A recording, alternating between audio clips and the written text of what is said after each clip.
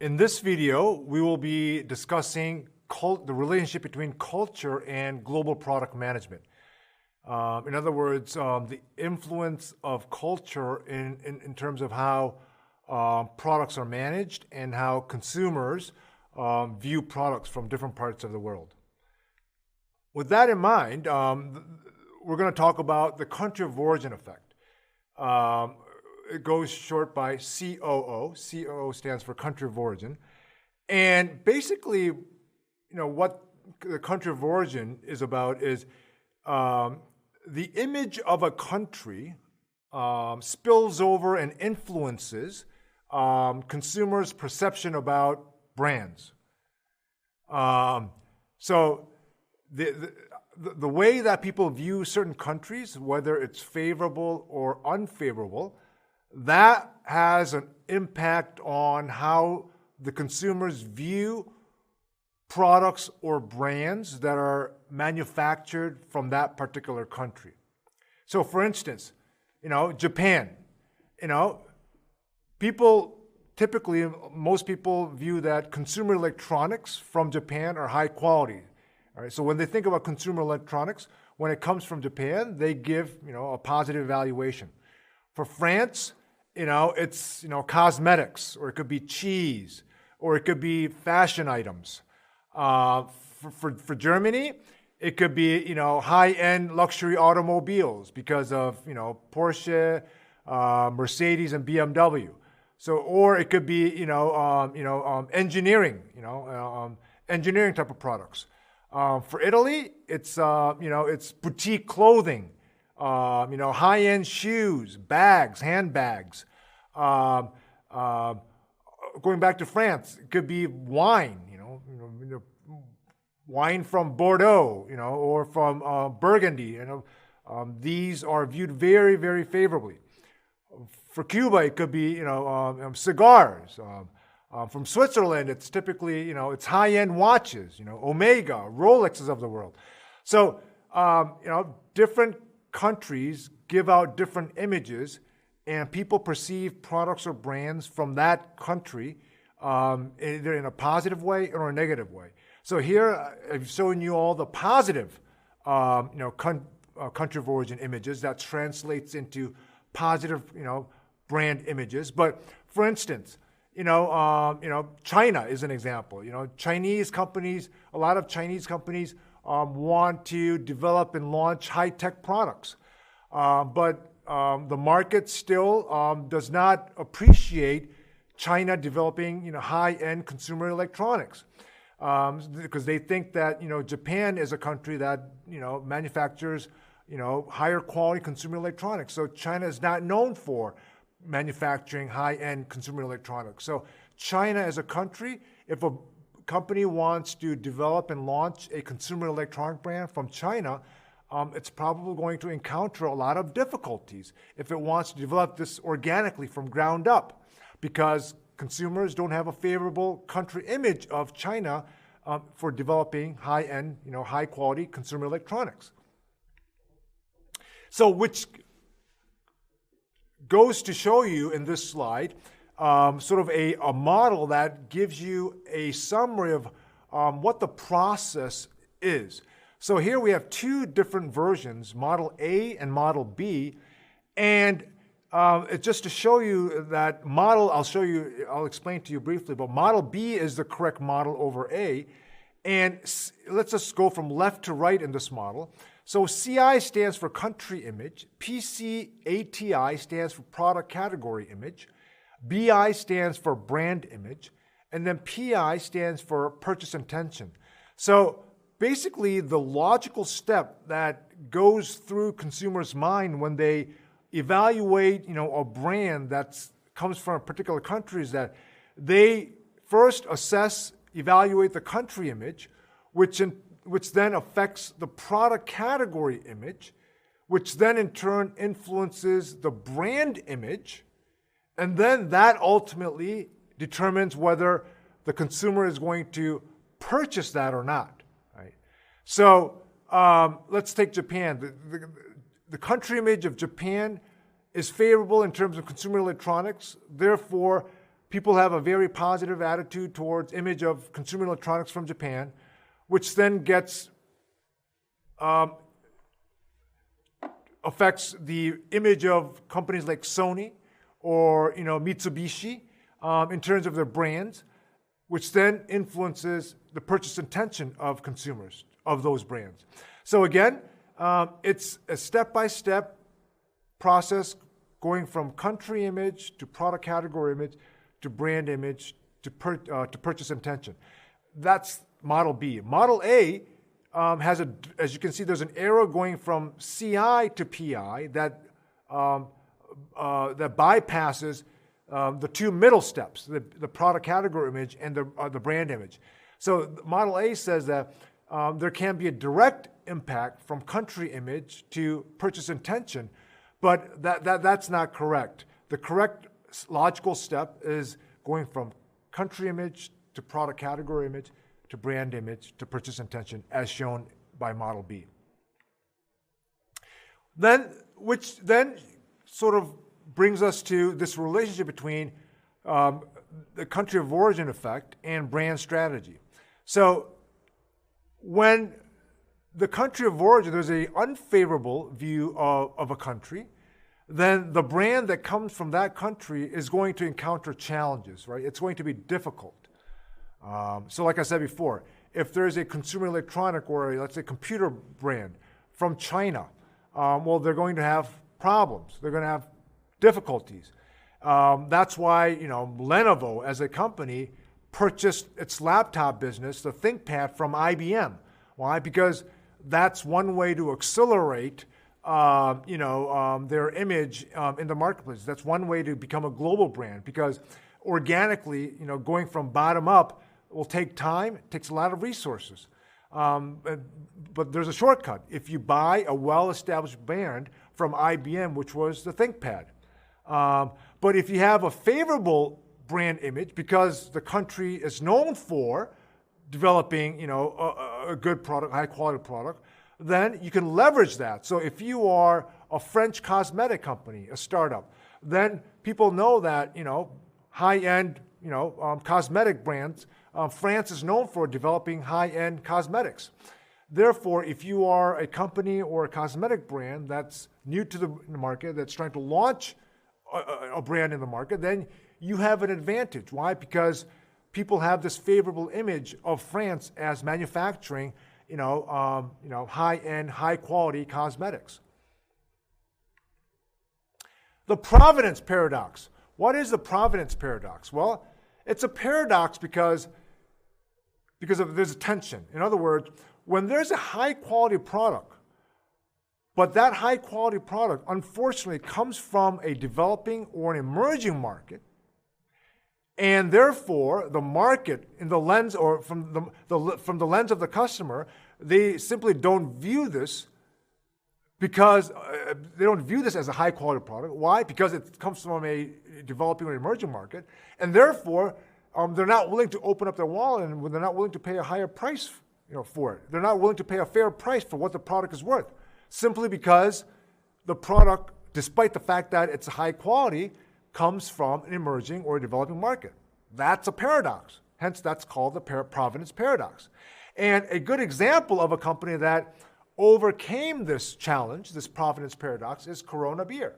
So Corona beer comes from Mexico, and people don't have a high quality perception that Mexico produces high quality beer. People know that they produce high quality tequila, just as Russia produces high quality vodka. But beer, no. Beer, high quality beer, people think that's typically from Germany or from Belgium. So Corona, they had to, when they were trying to enter the U.S. market, they had to make a choice. They had to make a smart decision. And the way that they positioned their beer is not a beer from Mexico, right? Because then it'd be falling to prey to this, provenance paradox. But they positioned this beer as a lifestyle beer, as a beer that's consumed, on the beach. So if you see with the lime, sticking, an edge of lime sticking in the bottle. So when you see, the advertisements for Corona beer, you see a lime in the beer and it's on a beach. That beach can be anywhere in the world. And that's how they promoted the beer. That's how they positioned the beer as a lifestyle beer, as opposed to a beer from, Mexico, where people had this perception that, high quality beer does not come from Mexico. So, what are the implications of this? Well, let's look at this from a 2x2 matrix. So, on the vertical axis, we have, product category. Let's say it's strong, weak. And then on the horizontal axis, we have brands, strong, weak. So what does this mean? This basically means we have 4 different cells here. Let's first take a look at Germany. So Germany is a country that's known for producing high-end quality cars. But then, on the other hand, not only are they known for producing high-end quality cars, but they have strong brands within that product category, such as BMW, Mercedes, Porsche, and so forth. So they not only have brands, strong brands, but they're also known for producing, high quality cars. Product category is the automotive industry. Whereas if you look at a country like Turkey, Turkey is known for producing high-end, high quality, carpet, rugs. But how many of you can name a carpet or a rug from Turkey? Right? There is no strong brand of carpet or rug from Turkey, despite the fact that Turkey is well known for manufacturing high-end quality carpets. And then, similarly, a country like Austria. Austria is not known for producing, energy drinks or for, diamond well jewelry. But we know that Red Bull and Swarovski, these are 2 very well-known strong brands, right? But Austria, they come from Austria. But despite the fact that they're very well-known strong brands, Austria is not known for a country that manufactures energy drinks and jewelry. So the product category is weak. Right? And then there can be countries like, not to pick on Romania, but just an example. Right, there could be many countries like Romania where they're both weak. They don't have global brands, and they're not very strong in one particular product category. So as you can see here, you can do this exercise, right? You can sort of, put different countries in different cells depending on whether they have strong or weak global brands, and or whether they have strong or weak, product categories. Okay, so in this slide, we're going to talk about extending, adapting, and creating different strategies, for products in a global context. So extension basically means offering a product that's virtually intact, unchanged, in markets outside of its home country. So using a standardized product, basically, across different countries. And then adaptation means changing, elements of the design, the function, or even the packaging, using different ingredients of the product according to different needs of different countries. So again, this is customizing or adapting different products to different markets based on the needs. Whereas extension is like a standardization strategy, adaptation is like a customizing strategy. Which then brings us to, again, this 2x2 slide. So we have 4 different strategies, right? And then the way to interpret this is on the x-axis, we have products that could be the same, right, standardized, or different. So the same would be like an extension strategy. Different would be like an adaptation strategy. So that's for products. And then on the vertical axis, we have communications. Again, same, different, right? So same would be an extended communication strategy. Think of communications as advertisements. And then different would be an adaptation advertising strategy. So strategy one is same, right? Same product strategy, same communication strategy. So that's why we call it dual extension. So if you just look at the diagonals first, strategy one is dual extension, and then the other diagonal is strategy four. Again, this is different. That's where different meets. So that's dual adaptation. So you're changing the product configuration as well as changing the communication strategy. And then the off diagonals, you have strategies 2 and 3. Strategy 2 would be product extension. So you are using the same product, but now you're changing adapting the communication strategy. That would be strategy 2. And then strategy 3 is the opposite, right? So you're changing the product, you're adapting the product to different parts of the world, but you are using the same communication strategy. Your communication is extended to different parts of the world. Okay, so let's look at each of these 4 strategies a little bit more in detail. So strategy 1 is the dual extension, which means that the product does not change, the marketing communication does not change. So this would be, out of the 4, the simplest strategy. This would be the most cost-effective strategy. Why? Because you're not tweaking anything, right? You're taking benefit of economies of scale. You're taking advantage of cost, minimizing the cost. Why? Because everything is the same. It stays the same. Typically, this happens more so in industrial products in a B2B context as opposed to consumer products. Remember, we talked about industrial products and consumer products. This happens more so in industrial products and as opposed to consumer products. So, but there are examples, right? The Apple iPhone is a consumer product, but it's a dual extension strategy. So the iPhone is basically the same. Whether it's sold in the US or it's sold in the UK or in Japan, an iPhone is an iPhone. The marketing, communication, the advertising is basically the same as well. So they're achieving simplicity, cost effectiveness. Or Loctite, this is a German, adhesive company. It's like glue, adhesives. Again, this is typically it could be used in a B2B, but also in B2, it could be used in a B2C, but it can also be used in a B2B as well, for in an industrial setting. And again, they don't change the product. And the marketing communications are pretty much intact.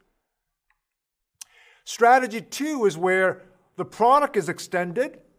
In other words, it's standardized, but the marketing communication is changed. It's adapted, right? So no product change. So that minimizes the expenses. It controls the cost. However, because you are using, different, maybe celebrities, you are, using different themes in the advertisements. Therefore, the advertising cost will probably go up, as will, sales promotion. So the communication strategies will change, and therefore that's going to increase the cost. For instance, let me give you 2 examples. The Miller Genuine Draft. This is, it's an American, beer brand. In Central Europe, it's the beer is the same. The product is extended, but the communication strategy changes. In Central Europe, it's promoted as an international lifestyle brand. They de-emphasize the American aspect. Why? Because there's some negative sentiments towards American brands in that part of the world. Therefore, as opposed to underscoring that it's from America and blah blah, they emphasize that it's a lifestyle. It's an international lifestyle brand. Similarly, North Face. North Face, as a fashion brand or as a lifestyle brand. In Asia, like if you go to China or in Korea, North Face is advertised and it's promoted as a lifestyle, as a very fashionable brand, as opposed to a rugged outdoor brand. So, it's not a brand that you use to go camping or to do mountain climbing or to do hiking, but it's just more for street life, an everyday life to look fashionable. It's a lifestyle brand. So, the product is exactly the same, whether it's sold in Korea or it's sold in Canada or in the US, but what they emphasize in their communications and how it's used, that gets across in a different way depending on where it is sold. Hence, it qualifies as a product extension and a communications adaptation strategy.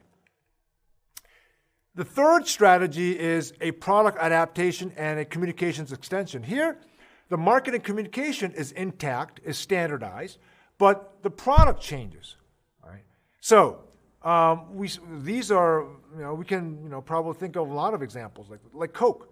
Depending on where it's sold, the marketing communication is very similar, but because different parts of the world may have different palates and they have different preferences for their sweetness, the sweetness changes. The degree of sweetness changes. In Asia, they prefer less sweet, Coke. So, the sweetness changes. Whereas in the U.S., they don't mind it as much. So it stays as it is. Or, a car company, Hyundai from Korea, they may sell Sonatas, or but they sell the Sonatas using bigger engines. Why? Because people and consumers in the U.S., they like bigger engines. Gasoline price is a lot cheaper in the U.S. than it is in Asia. So they prefer more power. There's more highway driving. Therefore, Hyundai develops and puts bigger engines on their cars when they're selling them in the U.S. than they do, in particular, than in Korea. So that would qualify as a product adaptation and a communications extension strategy. And then the last strategy is the product, it's the dual adaptation strategy, where both the product and the marketing communications are adapted. So take the example of Nike. So when Nike entered China, initially they tried to sell their shoes as well as is, but because of the purchasing power of the Chinese consumers, it was too expensive for them. So they had to redesign their shoes to make it more affordable to the Chinese consumers. And also the advertisements, the famous slogan, the theme, "Just Do It" approach, just didn't work well in China. It came across as too brash, too a little bit cocky, and too individualistic. So they sort of toned this down. And they featured, Chinese athletes, domestic athletes, that emphasized cultural principles of harmony and more respect for, authority, as opposed to, this individualistic, I can do it type of approach, which was the general theme that Nike had been pursuing in the Western market. So when you change the product because of the cultural or the purchasing power levels of difference, or the marketing and communication, the themes that they emphasize, then that would qualify as a dual adaptation approach, which is the product and the communications adaptation strategy.